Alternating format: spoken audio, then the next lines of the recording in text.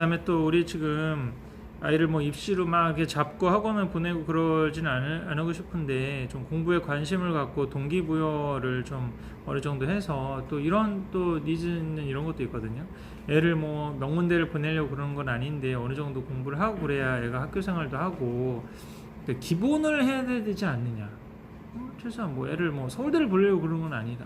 그래도 어느 정도 하고 그렇게 해야지 학교 다니는 맛도 나고 자존감도 좀 있고 뭐 그렇게 되지 않느냐라고 좀 생각하잖아요.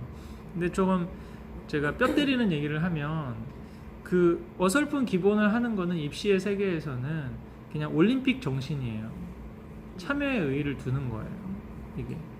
그래서 모든 입시에서 성과를 내려면 80점 이상이 나와야 되거든요. 근데 지금 아이가 영수가 40점대예요. 이 40점대를 기본을 하기 위해서 60점을 올린들 대학 입시에서는 그러면 자존감이 생길까요? 아니면 뭐 사회생활하고 학벌에 그런 데서 학벌 스트레스가 없을까요? 그 패러다임에서는 계속 루저가 되는 거예요. 내가 뭔가 제대로 못한다는 그런 의식을 가질 수밖에 없잖아요.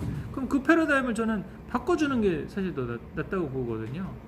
이게 그 안에서의 내가 못하는 걸 해서 기본을 해서 60에서 70점대를 맞는 게 중요한 게 아니라, 공부 쪽이 아니니까 공부 말고 다른 쪽을 더 잘하게 하는 방법을 찾아보는 게 더 좋지 않을까?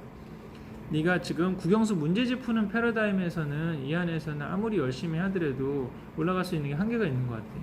그럼 국영수 문제집을 푸는 공부가 아니라 진짜 공부, 진짜 공부라고 하는 거는 공부에 대한 개념 정의를 다시 해야 된다고 보거든요. 진정한 아이를 위한 교육을 하기 위해서는. 우리나라 공부는 문제집 푸는 공부를 공부라고 생각해요. 이게 계산하고 암기하는. 근데 공부는 배우고 익히는 게 공부예요. 김연아 선수는 공부를 잘하는 거예요. 피겨스케이팅을 타서 트리플 악셀을. 유현진 선수는 공부를 잘하는 거예요. 그런 관점에서 보면은 지금 김연아 선수나 유현진 선수가 국영수 문제지를 잘 풀어서 이렇게 나름대로 성과를 이뤘나요?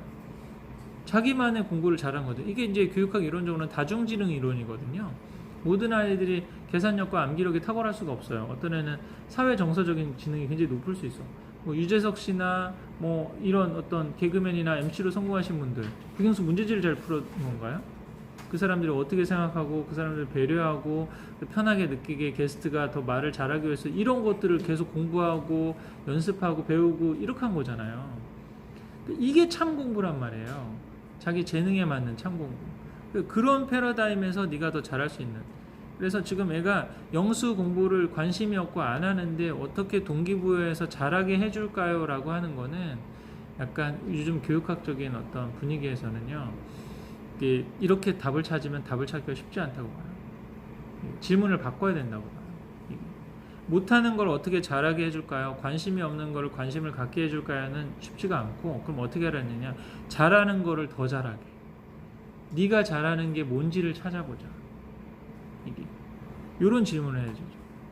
그래서 동기부여는 우리 교육학 공부해보신 분들은 아시지만 교육심리학이나 동기부여는 두 가지가 있다고 그러잖아요. Extrinsic Motivation이라고 해서 외재적 동기부여, Intrinsic Motivation이라고 내재적 동기부여. 근데 많은 사람들이 외재적 동기부여도 동기부여라고 생각했거든요. 꿈과 비전을 심어주고, 그다음에 아이들한테 어떤 보상을 해주고, 네가 뭐 중국어사, 기말고사 잘 보면은 엄마가 게임기를 사줄게, 뭐 이렇게 하면은 그 동기부여를 해서 안 하는 애를 할 수 있겠다고 생각했는데, 요즘의 어떤 교육심리학적인 결론은 Extrinsic Motivation, 외재적 동기부여는 허상이다. 동기부여인 것처럼 보이지만 지속이 안 된다 보는 거예요. 진정한 동기부여는 자기가 하고 싶어서 하는 것밖에. 근데 자기가 그걸 하고 싶고 오래 하기 위해서는 잘하는 거여야 돼요. 그래서 요즘은 동기부여가 중요한 게 아니라 강점혁명이 중요하다고. 잘하는 걸 더 잘하고. 아까 우리 디스크를 한 것도 마찬가지예요. 그래서 너는 D형이네? 이런 성향이 너한테 맞고 네가 더 잘하는 걸 해. 네가 지금 D형인데 C나 S형처럼 꼼꼼하고 차분하고, 그다음에 계획을 뭐 장기 계획을 세워서 그대로, 이건 너한테 안 맞는 옷이야. 너한테 맞는 옷을 입어. 그래서 네가 잘할 수 있는, 1등 할 수 있는 그 필드를 찾아가는 연습을 지금 잘해야 되는 거지, 이거를 내가 못하는 걸 어떻게 스피드를 올리고 더 성과를 내기 위해서 그거를 효율을 높이기 위해서 어떻게 해야 되나, 이거는 질문이 잘못됐다고 보는 거예요. 사실.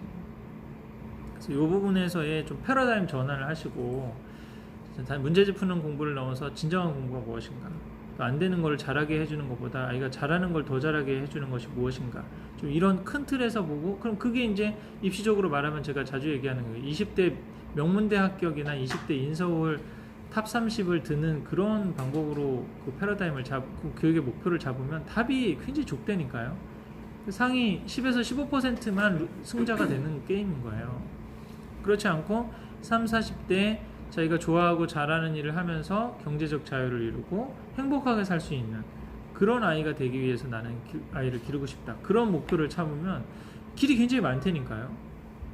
기다려줄 수가 있고, 이게 그런 어떤 교육적인 실천들을 하나하나 좀 해가시면 답이 보이지 않을까라고 좀 생각이 듭니다.